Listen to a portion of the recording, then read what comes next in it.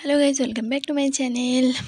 এটা দুর্গাপুজোর ভিডিও ছাড়তে ছাড়তে অনেক লেট হয়ে গেল জানি, তার জন্য সরি তোমাদের সবাইকে।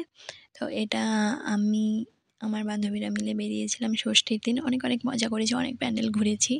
তো দেখো তোমরা, খুব সুন্দরভাবে করেছিল আমাদের এই ইসলামপুরে।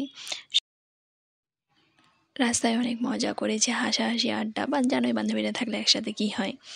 তো দেখো তোমরা ভিডিওটা ভালো লাগলে অবশ্যই like, share, comment and subscribe করে দিও।